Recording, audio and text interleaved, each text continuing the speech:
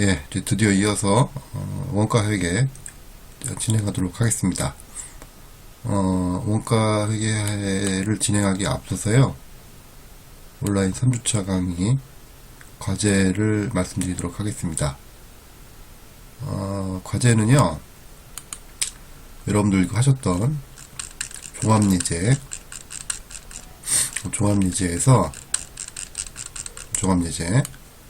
종합예제에서 결산 수정 붕괴 사항 중에 요거 사무실 임차료를 전월에 1년치 임차료 60만원을 송급한 바 있다 해서 우리가 11월 30일과 11월 31일 그 붕괴와 결산 수정 붕괴에 대해서 공부를 하셨는데요.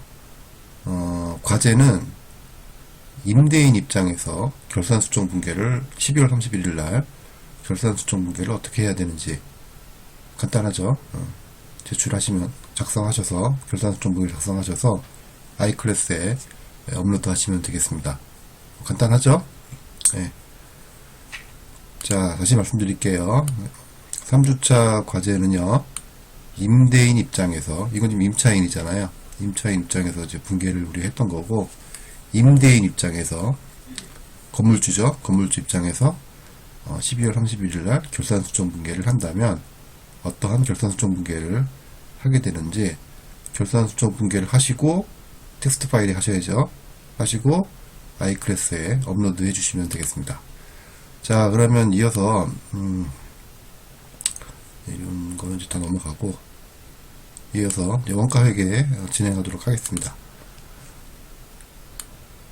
오늘은 뭐 첫날이니까 원가 회계 첫 시간이니까 기초 개념에 대한 이야기부터 말씀을 드리도록 하겠습니다. 원가 회계 개념 정의인데요. 재완화 용역을 얻기 위하여 소비된 경제적 가치를 화폐 가치로 인식하는 회계다 라고 지금 써놨습니다.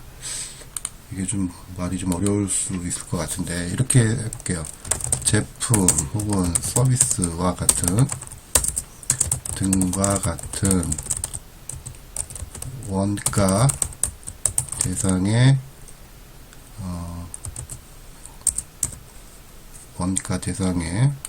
원가 계산과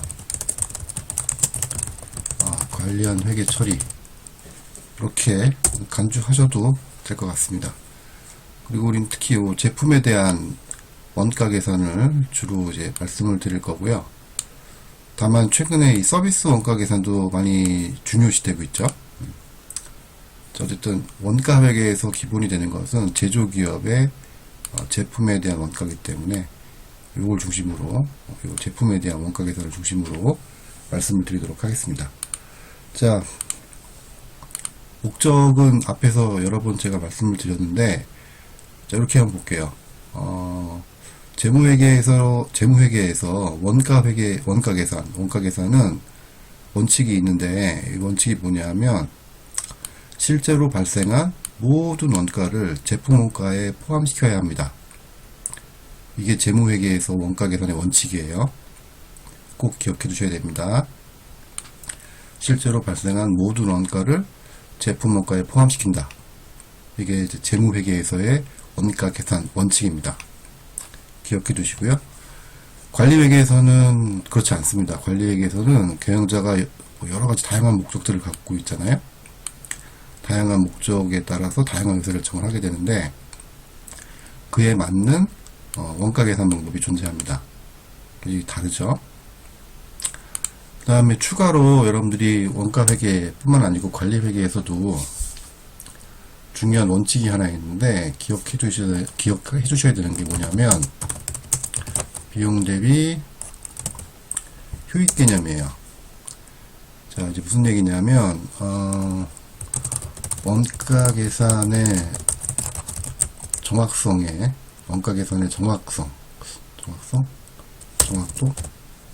정확도에 따라서 경영자가 얻는 경제적 효익이 있겠죠? 경제적 효익이 있을 겁니다. 그 다음에 이에 반해서 원가 계산을 정확하게 하기 위해서는요, 그에 따른 시간과 비용이 상승합니다. 그러니까 원가 계산을 정확하게 하기 위해서 관련 자료를 수집도 해야 되고, 그 다음에 그에 따른 이제 비용들이 수반되겠죠. 그래서 결국은 이 경영자가 판단을 이제 해야 되는데, 원가 계산의 정확도에 따라서 얻게 되는 효익 대비 시간과 비용을 고려를 이제 하게 되겠죠. 그래서 시간과 비용에 비해서 얻는 효익이 별로 없다면 일정한 수준의 원가 계산의 정확도는 포기할 수도 있다는 이야기가 됩니다. 이게 중요한 얘기입니다. 자, 원가 계산의 정확도에 따라서 효익과 비용 간의 이 상충관계가 발생하게 되는 것이고, 그래서 일정한 수준에서 결국 그 경영자가 타협한다고 그래야 되나? 일정한 수준에서 원가 계산의 정확도를 이제 멈추겠죠. 시간과 비용이 더 커진다면 얻는 효익보다. 기억해 두시고요. 다음에 원가의 분류인데요. 원가의 분류 첫 번째는 제품 원가와 기간 비용입니다. 제품 원가는 말 그대로 제품에 집계된 원가예요. 일정 단위의 제품에 집계된 원가고요. 제조 원가죠. 제조 원가. 그 다음에 기간 비용은 제품 원가를 구성하지 못하고요. 그냥 비용으로 떠는 거죠. 그래서 일정 기간의 원가 발생액을 단기 수익에 대응시켜 파악하는 비용으로서, 중요한 거는 제품 원가가 될 수가 없다는 겁니다. 그러니까 제조 원가를 구성하지 못한다, 이렇게 이해하시면 되겠습니다. 판단하는 기준이 좀 있어야 할 것 같은데요. 이렇게 보시면 될 것 같아요. 이 둘을 구분하는 기준은 제조 활동과 관련되어 있느냐입니다. 관련 비용이 제조 활동과 관련되어 있느냐 여부로 판단하시면 되겠습니다. 가령 예를 들어서 우리 보험료가 있어요. 예를 들면 보험료가 있는데, 공장 건물에 대한 보험료가 있을 수가 있고요. 혹은 본사 건물에 대한 보험료, 화재 보험료 같은 거요. 그러니까 공장 건물에 대한 화재 보험료가 있을 수도 있고, 본사 건물에 대한 화재 보험료가 있을 수가 있는데, 이 공장 건물에 대한 보험료는 제조 원가를 구성하죠. 따라서 제품 원가가 됩니다. 이에 비해서 본사 건물의 이 보험료는 제조 원가가 아니고요. 그냥 기간 비용이죠. 기간 비용입니다. 그래서 제품 원가를 구성하지 못합니다. 이렇게 판단하시면 될 것 같아요. 자, 다시 말씀드립니다만, 제품 원가와 기간 비용을 구분하는 기준은 관련 비용이 제조 활동과 생산 제조 활동과 관련되어 있느냐 여부로 판단하시면 되겠습니다. 여기 지금 얘가 있는데 공장의 원재료를 수송하는 물류 원가가 있고요. 혹은 물류 비용이 있고요. 두 번째, 공장에서 완성된 제품을 수송하는, 그러니까 수송해서 어디로 갈까요? 고객한테 가겠죠? 그때 발생하는 물류 비용이 있을 겁니다. 자, 다시 정리하면 이렇게 되는 거죠. 물류 비용이 이렇게 있고요. 이 물류 비용은 이제 공장으로 들어가고요. 그 다음에 완제품이 만들어졌겠죠? 완제품이 이제 고객한테 이렇게 돼 있구나. 고객한테 이제 전달이 될 텐데, 이렇게 할게요. 원부자재 구매처가 있을 거고, 여기 가면서 이제 물류 비용이 발생하겠죠. 여기서 물류 비용이 발생하겠죠. 이렇게 되나? 이게 판서를 못하니까 좀 이게 불편하네요. 여기서 이제 물류 비용이 발생할 거고요. 그죠? 네. 그 다음에 여기서도 이제 물류 비용이 발생하겠죠. 완성된 제품을 이제 고객한테 전달해야 되니까요. 자, 이 배송 과정에서 발생하는 물류 비용도 있을 텐데, 자, 이때 이 물류 비용은 제조 원가입니다. 제조 원가예요. 그런데 이 완성된 제품을 고객에게 배송하는 과정에서 발생하는 물류 비용은 제조 원가가 아닙니다. 그냥 기간 비용이에요. 이 차이를 구분하시면 되겠습니다. 다시 한번 말씀드리는데 명목상 같은 비용, 같은 원가라 하더라도, 같은 비용이라 하더라도 제조 원가와 관련되어 있느냐 여부에 따라서 제조 활동과 관련되어 있는 비용은 제품 원가를 구성합니다. 그렇지 않은 경우에는 기간 비용이 되어서 그냥 바로 떨리는 거죠. 기억해 두시기 바랍니다. 하단의 그림은 이제 그런 내용들이라고 보시면 될 것 같아요. 이렇게 보시면 되고요. 뒤에서 자세하게 말씀드리겠지만 이 제조 원가는 크게 이렇게 직접 재료 원가, 직접 노무 원가, 제조 간접 원가로 구분이 됩니다. 그 다음에 제공품, 제품 해서 매출 원가를 이제 구성하게 되죠. 근데 이에 비해서 기간 비용은 바로 판관비로 떨리고 말죠. 제품 원가를 구성하지 못합니다. 이런 차이가 있다는 점 기억해 주시면 되겠습니다. 자, 그 다음에 두 번째는 직접 원가와 간접 원가입니다. 직접 원가와 간접 원가. 그래서 원가 대상과 원가 발생의 인과관계, 그러니까 추적 가능성 여부에 따라서 구분이 됩니다. 그래서 직접 원가의 경우에는 이 둘 간의 원가 발생과 원가 대상 혹은 원가 대상과 원가 발생 간의 인과관계가 명확합니다. 그래서 특정 원가 대상에 직접적인 추적이 가능한 원가로서 제품에 직접 부과하면 되겠습니다. 직접 부과하면 되겠습니다. 직접 원가라고 하고요. 인과관계가 명확하다. 다시 말씀드리지만 원가 대상과 원가 발생 간의 인과관계가 명확하다라는 거죠. 자, 원가 대상은 아까도 말씀을 드렸습니다만 제품 서비스가 대표적이고요. 제품과 서비스 외에도 내가 원가를 알고 싶은 모든 대상이 원가 대상이 됩니다. 다음 간접 원가인데요. 이 간접 원가는 원가 대상과 원가 발생 간의 인과관계가 불명확하고요. 직접적인 추적이 불가능한 원가입니다. 그래서 일정한 배부 기준에 따라서 제품의 간접 배부가 됩니다. 자, 이 배부한다는 의미가 결국 원가 계산의 정확도를 이제 떨어뜨리게 되는 거죠. 이 배부 때문에, 간접 원가의 배부 때문에 제품 원가의 정확성이 떨어진다. 기억을 해 주십시오. 나중에 이제 계속 말씀드리겠지만. 자, 다음 예제를 볼게요. 커피값 요거는 한번 보시고요. 결론은 이래요. 결론은 우리가 상당히 비싸게 먹고 있다. 커피 한 잔을 그렇게 이해하시면 될 것 같고, 여기 다음 예제, 요 예제를 볼게요.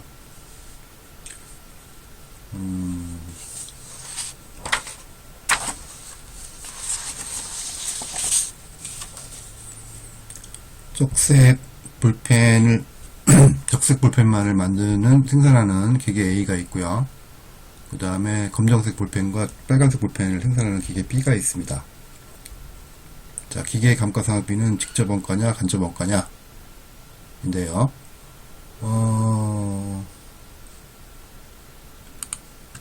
이렇게 한번 볼까요?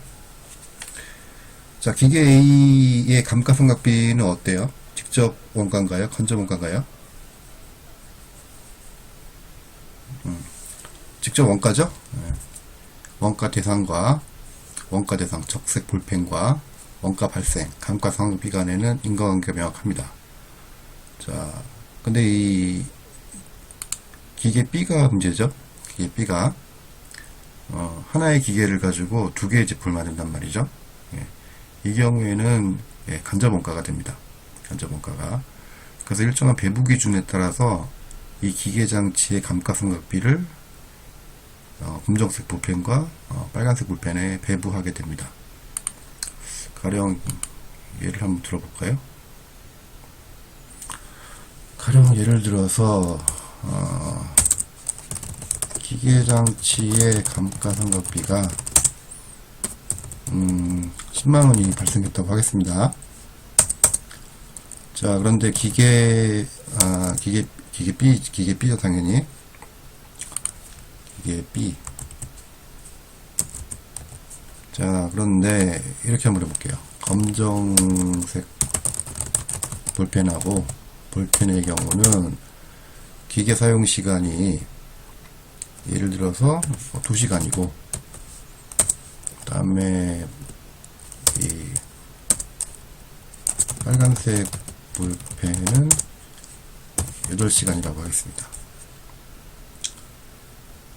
자, 요 얘기를 미리 써야 된다는데. 자, 배부 기준이 있어야 되는데요. 감가상각비를 검정색 볼펜과 빨간색 볼펜에 배부를 해야 됩니다. 그러면 배부를 하려면 일정한 배부 기준이 필요한데요. 이 배부 기준을 우리가 기계 사용 시간으로 한다고 해보겠습니다. 자, 그러면 지금 총 기계 사용 시간은 2시간, 8시간이니까 10시간이 되겠죠? 10시간이 됩니다. 그래서 이렇게 계산이 되죠? 배부액은 기계 사용 1시간당 배부액은 얼마예요? 10,000원이죠, 지금. 기계 사용 시간당 배부액은 10,000원이 됩니다. 따라서 여기에 2시간 사용했으니까 10,000원을 곱하면 20,000원이 배부된다는 얘기죠. 감가상각비 10만원 중에 검정색 볼펜에는 20,000원이 배부가 되는 거고, 뭐 빨간색 볼펜은 계산하면 많아죠. 바로 알 수 있죠. 8만원이 되겠습니다.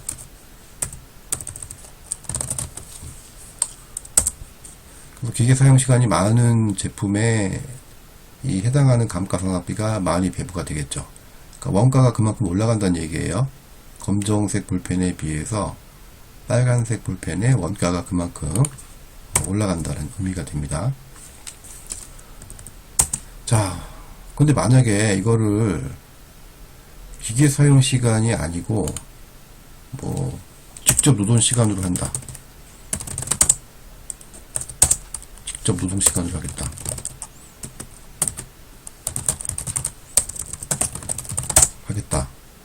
자, 근데 반대로 그러면 검정색 볼펜은 8시간이고 그 다음에 빨간색 볼펜은 2시간이에요. 그러면 검정색 볼펜에 오히려 이번에는 더 많은 감가상각비가 배부가 될 거고 제조 원가가 올라가겠죠. 예. 그래서 이게 지금 어떠한 배부 기준을 사용하느냐에 따라서 제품의 원가가 달라지게 됩니다. 그래서 원가 계산의 정확도가 떨어지게 돼요. 이런 어려움이 있습니다. 그래서 올바른 배부 기준을 선택하는 것이 매우 중요합니다. 일단 이렇게 말씀을 먼저 드릴게요. 관련돼서는 이제 계속 말씀을 드릴 겁니다. 자, 그 다음에 세 번째 원가의 분류 보시면 고정원가와 변동원가입니다. 조업도 변동에 따라서 원가 행태가 변동하는 여부에 따른 원가의 구분인데요. 크게 보시면 고정원가와 변동원가가 있습니다. 고정원가는 조업도 수준에 관계없이 항상 원가 총액이 일정하게 발생하는 경우 우리가 고정원가라고 합니다. 이 조업도라는 말이 나왔는데 조업도는 뭐 다양하게 정의할 수 있는데요. 당분간은 여러분들은 이제 이 조업도라고 나오면 당분간은 생산량 혹은 판매량 정도로 기억해 주시면 되겠습니다. 판매량도 많이 나오진 않을 거예요. 생산량 정도로만 일단 간주하셔도 당분간은 무방합니다. 자, 그래서 생산량의 변동에 따라서 원가 행태가 변동하느냐 그 여부에 따라서 원가를 구분하는 것이다. 다시 말해서 고정 원가는 생산량 수준에 관계없이 항상 원가 총액이 일정하게 발생하는 경우 이걸 우리가 고정 원가라고 합니다. 자, 그 다음에, 나머지는 한번 읽어보시고요. 네, 변동원가인데요. 변동원가는 조업도, 그러니까 생산량의 증가와 감소에 따라서 원가 총액이 비례적으로 증가하거나 감소하는 원가를 우리가 변동원가라고 합니다. 기억해 두시고요. 여기 그림에서 보시면 요거죠. 요거 조업도는 계속 증가하고 있는데 총 원가는 일정하죠. 고정 원가입니다. 그 다음에 오른쪽에 보시면 조업도 생산량이 증가함에 따라서 총 원가가 증가하죠. 비례해서. 자, 이런 경우를 우리가 변동 원가라고 합니다.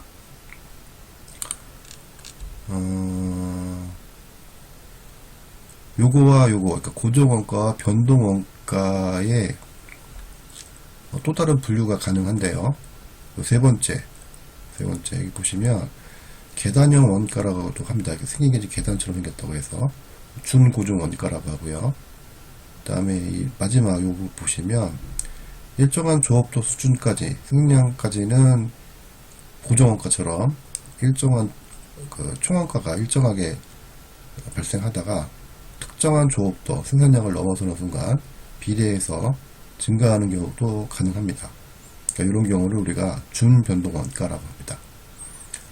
준고정원가, 준변동원가 이렇게 보시면 되겠습니다. 뒤에 이제 설명이 나오는데요. 보시면 준고정원가는 일정 수준의 조업도까지는 원가 발생이 고정적이지만 특정한 수준을 벗어나며 그 특정한 조업도 생산량을 벗어나는 순간 급격하게 증가하는 원가 행태를 우리가 준고정 원가라고 합니다. 감독자 인건비라든가 물류비 이런 것들이 준고정 원가에 해당한다고 얘기하죠. 이게 이제 무슨 얘기냐면 예를 들어서 이제 이렇게 볼까요? 그림 그리기 좀 애매하네. 예를 들어서 여기 이 정도까지는 트럭 한 대분이 이제 뭐 실을 수 있다고 하겠습니다. 1톤 트럭 한 대 분량이라고 하겠습니다. 1톤 트럭 한 대 분량. 그래서 뭐 어떻게 할까요? 1톤이니까 여기가 1톤 되겠죠. 그러면 1톤 한 대 분량인데 1톤에서 조금만 더 많아지면 트럭 두 대가 필요하게 되죠. 갑자기 점프하면서 여기도 마찬가지죠. 뭐 2톤에서 조금만 더 많아지면 3톤 트럭, 그러니까 트럭 한 대가 더 필요한 거죠.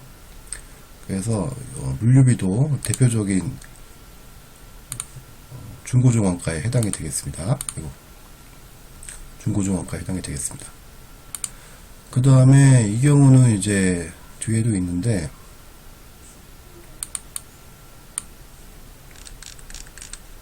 조업도가 0인 경우에 고정적으로 원가가 발생하는 동시에 조업도 증가에 따라서 비례하는 원가입니다. 그래서 뭐 전화비 같은 경우가 이제 대표적이죠. 기본 요금이 있는 거고 그 이후 이제 사용 시간에 따라서 총 원가가 증가하는 형태. 그런 경우를 우리가 준변동 원가라고 한다. 이렇게 보시면 되겠습니다. 그래서 원가 행태는 이렇게 크게 한 4가지 정도가 있다. 이렇게 보시면 되겠습니다. 고정원가, 그 다음에 변동원가, 그 다음에 준고정원가, 준변동원가. 이렇게 4가지 형태가 있다. 이렇게 보시면 되고요. 여기서 조심하셔야 될 거는 뭐냐면 요거예요. 이 Y축 값이 지금 총 원가입니다, 여러분들. 총 원가예요. 이게 만약에 그 총 원가가 아니고 단위당 원가가 된다 그러면 이야기가 달라지죠. 차이를 잘 알고 계셔야 됩니다. 그래서 이 고정 원가의 경우에는 지수함수처럼 이렇게 조업도가 증가함에 따라서 이렇게 우하향하는 그래프가 이제 그려질 거고요. 총원가의 경우에는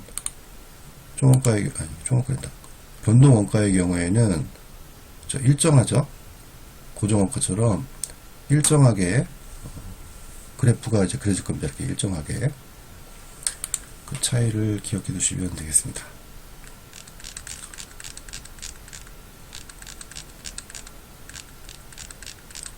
그 다음에 원가 분류, 그 다음 원가 분류, 전부 원가와 변동 원가가 되겠습니다. 원가를 구성하는 요소를 어디까지 포함시킬 거냐에 따른 구분인데요. 대표적인 것이 이겁니다. 고정지저간접 원가를 제품 원가로 포함을 시킬 거냐, 포함시키지 않을 거냐, 그 차이로 보시면 되겠습니다. 나중에 자세하게 하겠지만 고정지저간접 원가를 제품 원가에 포함시키는 고정지저간접 원가를 제품 원가에 포함시키는 경우, 그러니까 전부 원가라고 하고요. 그렇지 않은 경우를 이제 변동 원가라고 합니다. 자세한 거는 뒤에 가서 다시 한번 말씀을 드릴게요.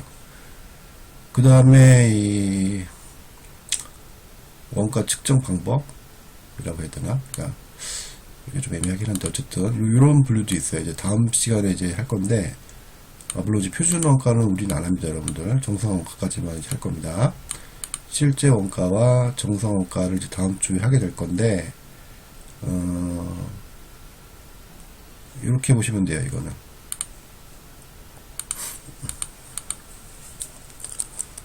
실제 원가는 사후에 발생한 원가들입니다. 사후에 실제로 발생한 원가들입니다. 그 다음에 표준 원가는요, 표준 원가는 사전에 미리 설정한 원가입니다. 이 사전에 설정한 원가라고 하는 것은 결과적으로 제품 원가 계산 목적이 아니라는 거죠.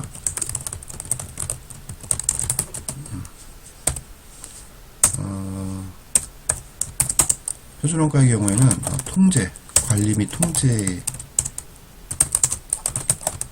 개념이 들어갑니다. 자, 그래서 나중에 배우시겠지만 제조 원가들을 사전에 미리 설정해 놓고, 그러니까 표준 값을 미리 설정해 놓고 표준보다 적게 발생하거나 많이 발생하는 경우, 그에 따라서 원인들을 찾겠죠. 원인들을 찾고, 특히 이제 문제가 되는 것이 사전에 설정했던 원가, 표준 원가보다 오버해서 발생하는 경우, 그러니까 그 비용이 많이 발생하는 경우 왜 그러한지 원인을 규명하겠죠. 그리고 이제 통제를 하겠죠. 그런 이제 관리 및 통제 개념에 적합한 원가 계산 개념이라고 보시면 되겠습니다. 제품 원가 계산 목적보다는. 자, 그런데 이 실제 원가와 표준 원가 중간쯤에 정상 원가라고 하는 것이 있는데요. 정상, 혹은 뭐 평준화 원가라고도 하죠. 혹은 평준화 원가라고도 하고요.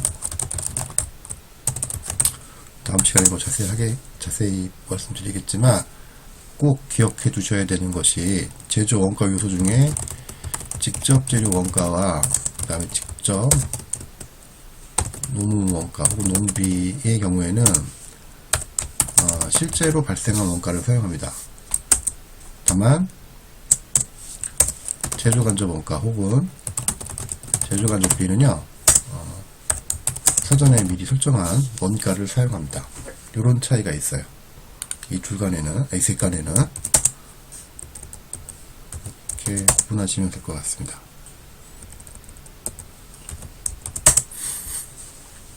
자, 이 정도만 보시면 될 것 같고, 그 다음에 통제 가능성에 따른 분류인데요. 경영자가 통제할 수 있는 원가냐, 통제할 수 없는 원가냐. 그래서 통제할 수 있는 원가라면 우리가 통제 가능 원가라고 하고, 말 그대로 경영자가 통제할 수 없는 원가라고 하면 통제 불능 원가라고 합니다. 그래서 이 6번의 경우는 제품 원가 계산 목적이라기보다는 성과 평가에 대한 개념이라고 보시면 될 것 같습니다. 평가. 가령 이 예제에서 보시면 본사 공통비, 가령 예를 들면 뭐 건물 감가상각비가 있겠죠. 이 건물의 감가상각비를 각 사업부서 매출액에 비례하여 배분하고 영업이익의 기초에서 사업부서의 성과를 평가한다면 어느 사업부서가 우수한 성과를 달성할 것이냐, 이런 문제인데, 여기서 이제 보시면 사업부 A와 사업부 B는 영업이익이 모두 지금 100원으로 갔죠? 100원으로 갔습니다. 자, 그러면 우리가 성과를 평가한다고 했을 때 사업부 A와 사업부 B는 같은 성과를 달성했다고 볼 수 있느냐는 거죠. 그렇지 않죠. 바로 이 문제가 되는 것이 본사 공통비라고 하는 겁니다. 매출에 비례해서 배부받은 본사 공통비, 요거. 요거는 이 사업부 A의 경영자가 통제할 수 없는 원가죠. 본사 전체에서, 그룹사에서 매출액에 비례해서 할당을 해줬기 때문에 내가 통제할 수 없는 원가예요. 그죠? 근데 매출에 따라서 배부받았기 때문에 사업부 A 경영자 입장에서 보면 좀 억울하겠죠. 그죠? 사업부 B에 비해서 훨씬 더 영업을 잘했잖아요, 지금. 매출액이 2배네, 지금. 그죠? 매출액이 2배임에도 불구하고, 매출액에 따라서 본사 공통비가 지금 배부됐기 때문에, 영업이익이 지금 같아졌습니다. 그래서, 성과를 평가한다는 측면에서 본다면, 이 사업부의 경영자가 통제할 수 없는, 통제불능 원가는 고려하지 않고 평가하는 것이 맞습니다. 즉, 통제가 가능한 원가 범위 내에서 사업부 간의 평가를 하는 것이, 성과를 평가하는 것이 올바른 방법이죠. 왜냐하면 사업부 A 입장에서는 아무리 잘 하더라도 본사 공통비 배분을 자기가 통제할 수는 없는 거잖아요. 그러면 사업부 A 입장에서는 이런 식의 이 영업이익의 기초에서 성과평가가 이루어진다면 억울하겠죠. 당연히. 그래서 통제 가능한 원가냐, 통제 불가능한 원가냐, 이것은 아까도 말씀드렸던 것처럼 제품의 원가 계산 개념이라기보다는 성과를 평가하는 측면에서의 원가 계산인데, 핵심은 통제가 가능한 원가 범위 내에서 사업부 간의 성과 평가가 이루어져야 된다라고 하는 것이 결론이 되겠습니다. 그 다음에 7번도 이것도 이제 관리회계 쪽에 성과평가와 관련된 얘기라고 볼 수 있는데요. 성과평가라고 하기보다는 이제 그 의사결정, 특수의사결정 쪽의 얘기네요, 이거는. 관련 시간 가서 이건 자세하게 말씀을 드리겠지만, 마찬 비슷한 얘기입니다. 앞서서의 얘기와. 회피가, 그러니까 경영자가, 특정한 사업 부문의 경영자가 회피할 수 있는 원가냐, 회피를 할 수 없는 원가냐, 뭐 이런 얘기입니다. 뭐 앞서 보셨던 얘기와 거의 뭐 비슷한 얘기예요. 따로 설명드리지는 않고요. 강의 후반부에 가서 뭐 거의 한 여름방학 기말고사 가까워져서 아마 요 관련된 특수의사결정 분야 쪽 가서 관련된 내용은 자세하게 말씀드리도록 하겠습니다. 예, 그리고 8번 의사결정 관련 원가인데요. 이것도 관리회계에서 특수의사결정 쪽에서 다루게 되는 원가 개념입니다. 다 중요한 개념인데, 자세한 거는 이제 뒤에 아마 거의 강의 후반부, 기말고사 전주 정도, 아마 전주나 전전주 정도 하게 될 내용인데요. 자세한 건 그때 가서 얘기하고, 매몰 원가라든가 기획 원가는 우리 그 원가관리회계 시간이 아니어도 다른 강의 시간에 아마 이건 얘기 들으셨을 것 같은데, 결론은 이거죠. 요거 과거 의사결정에 의해 발생되었고 미래 의사결정에 의해서 변경될 수 없는 원가, 이걸 이제 매몰 원가라고 하죠. 그 다음에 기획 원가는 어쩌고저쩌고 자, 여기 차선의 용도에 사용했더라면 얻을 수 있었던 최대의 금액, 요거죠. 요거 그 다음에 핵심은 이거죠. 매몰 원가는 의사결정에 영향을 주면 안 되고요. 그 다음에 기획 원가는 의사결정에 영향을 주죠. 그 차이가 있는데, 실제로 메모론가가 영향을 주면 안 됨에도 불구하고 현실에서는 영향을 주죠. 그래서 이제 그런 연구 분야가 행동경제학 혹은 행동재무학 그래서 이제 다루게 되죠. 그 대표적인 게 무슨 도박사의 오류 같은 것들이 이제 대표적인 메모론가 임에도 불구하고 현실 세계에서는 의사결정에 영향을 준다 뭐 이런 거죠. 자, 자세한 얘기는 이제 뒤에 가서 말씀드리도록 하겠습니다. 그 다음에 이제 오늘 이 시간에 제일 중요한 내용인데 바로 이제 제조 원가 명세서 양식을 이해하는 겁니다. 제조 원가 명세서 양식. 그래서 이제 이렇게 원가의 요소부터 해서 매출 원가까지 관련되는 내용들이 쭉 나오는데요. 일단 볼까요? 1번 원가의 3요소 해서 재료비, 농업비, 경비 이렇게도 구분을 합니다. 혹은 이렇게 구분을 안 하고 이렇게도 구분을 합니다. 재료비, 직접 재료비 혹은 직접 농업비 그 다음에 제조 간접비. 그러니까 직접 재료 원가 혹은 직접 재료비 상관없어요. 그거는 뭐 그 차이가 없다고 생각하시면 되고요. 그래서 저도 강의 시간에 섞어서 씁니다. 직접 재료 원가나 직접 재료비 같은 개념으로 보시면 돼요.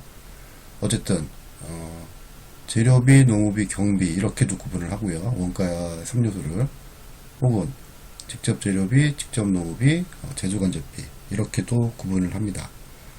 여러분들 그 뒤에 원가 계산 준칙 요 강의 노트 맨 뒤에 보시면 원가 계산 준칙이 있는데요. 원가 계산 준칙의 제 7조일 거예요 아마. 7조에 보시면 원가 제조 원가 요소의 분류라고 나옵니다. 한번 잠깐 볼까요? 맨 뒤에 보시면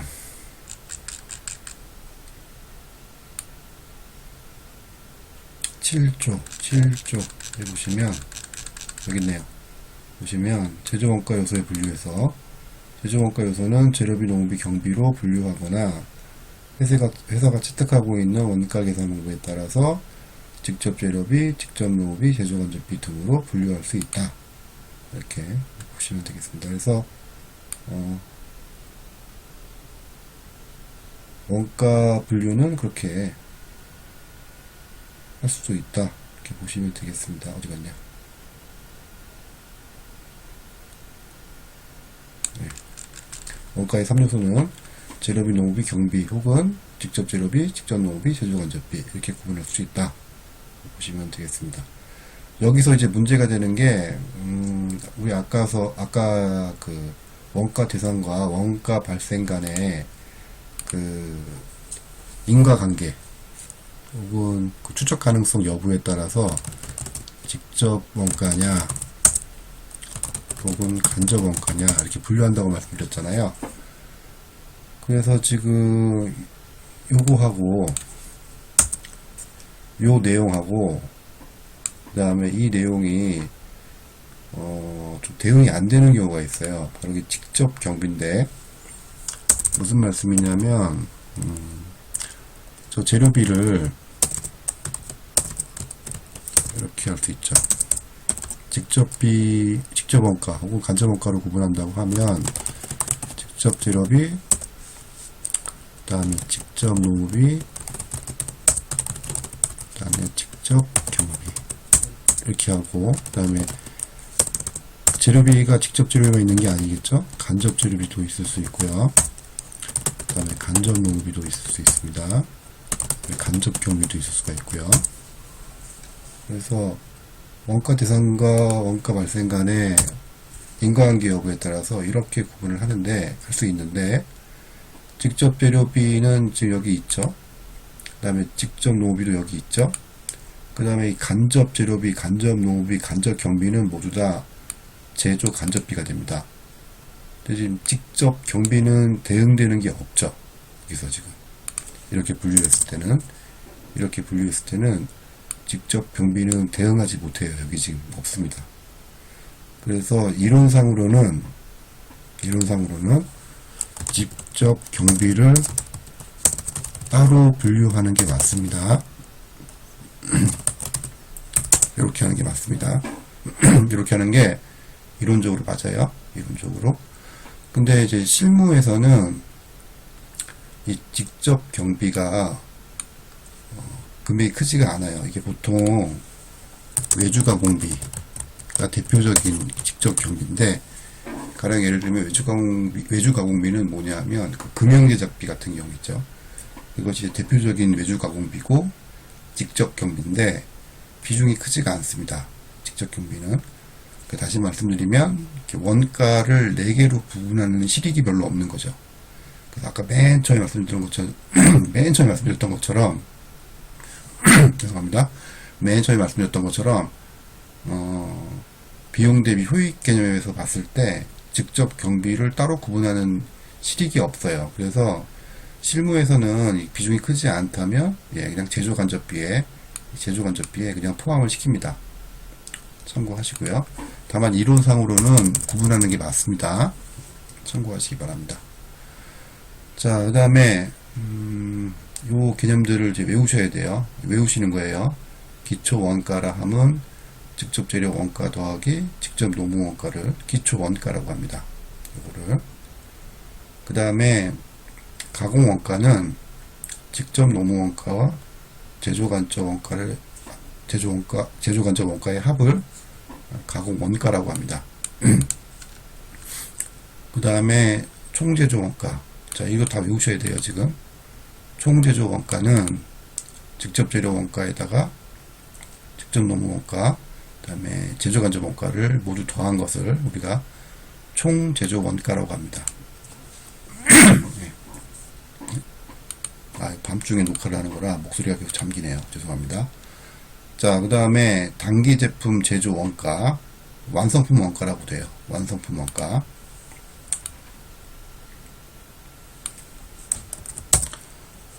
단기 제품 제조 원가는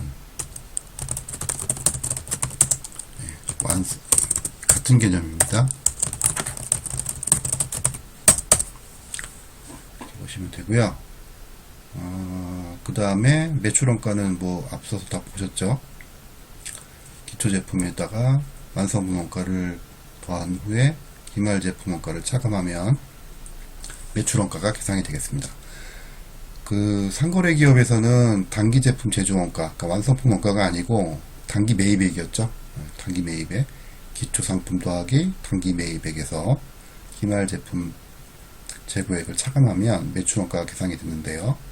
제조기업의 경우에는 단기 매입액이 아니고 단기 제품 제조 원가 혹은 단기 완성품 원가라고 보시면 되겠습니다. 완성품 원가. 어쨌든 이거를 이제 외우셔야 돼요. 이거를 동그라미 1번부터 동그라미 6번까지 이 내용들은 외우셔야 됩니다. 제조 원가 명세서 양식이에요. 양식. 그러니까 외우셔야 됩니다. 그런데 이거를 그냥 이렇게 외우시기에는 좀 이 느낌이 안 오죠. 문제를 속도감 있게 막 풀어야 되는데. 그래서 제가 요런 걸 하나 준비했는데, 이게 원래 판서를 하면서 말씀을 드려야 되는데 판서를 할 수가 없으니까 제가 좀 이렇게 그렸습니다. 원가 계정의 흐름이에요. 정확하게는 원가 계정의 흐름입니다. 그래서 재료비가 이렇게 있고요. 그 다음에 여기 이제 노무비랑 제조간접비가 밑에 있는데, 노무비하고 그러니까 직접 노무 원가하고 그 다음에 제조간접 원가가 있는데 그건 생략했습니다. 그 다음에 원재료, 재료가 있고, 그 다음에 제공품, 제품, 손익계산서. 그래서 실제로 하실 때는 이렇게 T 계정을 그리시고 계산을 하시는 게 좀 수월해요. 일종의 팁입니다. 팁. 그래서 이렇게 T 계정을 그리시고 계산을 하시는 게 좀 편해요. 자, 원재료는 일단 보시면 원부자재를 이제 기초가 있었을 거고, 단기에 추가로 매입한 물량이 있겠죠? 물량이. 그럼 이것만큼 원재료를 사용할 수가 있죠? 자, 그 다음에 이 중에서 사용한 애들도 있을 거고, 사용하지 않고 창고에 남아있는 애들도 있겠죠? 예. 자, 그래서 조심하실 거는 여기다 지금 제가 원재료라고 썼는데, 원재료라고 썼을 경우에는 직접 재료와 간접 재료가 같이 있을 수 있습니다. 문제를 해결하실 때, 잘 염두해서 보셔야 돼요. 제가 문제를 낼 때는 그냥 직접 재료면 직접 재료 이렇게 하지, 원재료라고 이렇게 두리뭉실하게 내지는 않는데, 다른 문제들을 보면 그런 경우가 종종 있습니다. 그래서 제가 이제 문제 풀면서 말씀드리겠지만, 직접 재료가 아니고 원재료라고 이렇게 되어 있으면 간접 재료가 이 안에 포함되어 있을 수 있다라는 것을 항상 염두에 두시기 바랍니다. 자, 어쨌든 이 직접 재료 사용액은 1로 넘어가죠. 제공품 계정으로. 그 다음에 직접 재료비와 동비와 제조간접비 합, 즉 단기 제조 원가, 단기 제조 원가 이렇게 아니고, 자, 총제조 원가라고 해야 되죠. 우리 앞에 그렇게 했으니까. 총제조 원가. 약자로 이렇게 썼습니다. 하시고. 자, 그 다음에 직접 경비는 어떻게 할 거냐. 이론상으로는 구분하는 게 맞다고 말씀드렸잖아요. 그래서 만약에 직접 경비를 별도로 구분을 해놨다라고 하면 총제조 원가에 직접 재료비, 직접 농업비, 제조간접비에 그 다음에 직접 경비도 같이 포함을 시켜 주셔야 됩니다. 여기다가 직접 경비도 총제조 원가에 포함을 따로 해 주셔야 됩니다. 직접 경비를 제조간접비에 포함시키지 않고 별도로 구분 격리했을 경우를 말씀드리는 거예요. 그래서 통상적인 경우는 이렇게 세 가지인데, 총제조 원가가 직접 농비, 직접 재료비, 직접 농업비, 그다음에 제조간접비. 통상적인 경우는 총제조 원가라고 하면은 여기 세 개까지를 우리가 말하는데, 통상적으로는 직접 경비를 구분해서 따로 관리하고 있다, 이 회사는. 그러면 직접 경비까지도 총제조 원가에 포함을 시켜 주셔야 됩니다. 자, 어쨌든 여기서 이 제공품에서 완성된 애들은 단기 제품 제조 원가가 되고요. 완성되지 못한 애들은 기말 제공품 계정 잔액으로 남습니다. 자, 완성된 단기 제품 제조 원가는 제품 계정에 대체가 되고요. 기초 제품액이 있을 거고, 창고에. 그 다음에 단기에 완성된 애들이 있겠죠. 이렇게 차편 쪽에. 이 합이 결국 판매 가능 금액이 되는 거죠. 판매 가능액. 그래서 판매된 제품들은 매출 원가를 구성할 거고요. 판매되지 못한 제품들은 기말 제품을 구성하게 됩니다. 그리고 이 매출 원가는 손익계산서로 이렇게 대체가 되죠. 매출이 있을 거고, 이 매출에서 매출 원가를 차감하면 매출 총이익이 발생하겠습니다. 자, 요 급여니, 그 다음에 제조간접비 요 하단에 있는 이 원가 회계 처리는요, 제가 오프라인 시간에, 다음 주에 오프라인에서 할 수 있을지는 모르겠습니다만, 어쨌든 다음 시간에 제가 자세하게 좀 말씀드릴 기회가 있을 겁니다. 오늘은 이 정도에서 마무리를 해야 될 것 같은데, 요 계정의 흐름을 기억을 꼭 해주시는 게 좋습니다. 그래야 좀 문제를 속도감 있게 풀 수 있습니다. 계산 문제들을. 그래서 이건 과제는 아니고요, 여러분들. 다음 주 이제 이 문제부터, 이 예제부터 같이 이제 풀어볼 건데, 해답은 제가 여기 달아드렸으니까, 오늘 이제 공부하셨으니까, 복습 예습하실 겸 이 문제를 한번 풀어보셨으면 좋겠습니다. 이 계정의 흐름에 각 주어진 정보들을 일단 입력을 하시고, 빈칸을 채우셔서 계산을 하시면 됩니다. 이 문제를 한번 풀어보시기 바랍니다. 상세한 문제풀이는 다음 시간에 이어서 말씀드리도록 하겠습니다. 자, 이렇게 해서 3주차 온라인 강의도 마무리 하겠습니다.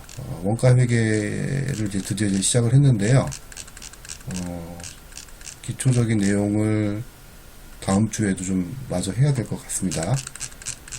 다만 좀 시간이 되시는 분들은 여기 지금 예제들은 대부분 그 기출 문제들이에요. 기출 문제들 중에서 그러니까 뭐 회계사나 세무사나 뭐 등등등 그 기출 문제들을 제가 여기다 붙여놓은 건데요. 특히 이렇게 핵심 예제라고 되어 있는 예제들은 여러분들이 좀 꼭 풀어보셨으면 좋겠습니다. 문제가 좋은 문제, 나름 좋은 문제라고 제가 판단이 돼서 핵심 예제라고 지금 이렇게 강의 노트에 붙여놓은 거거든요. 이런 문제들은 한번 시간이 되시는 분들은 여기까지 한번 보셔도 좋을 것 같습니다. 관련된 문제풀이는 다음 주에 같이 여러분들하고 한번 해보도록 하겠습니다. 자, 오늘 수고하셨습니다. 감사합니다.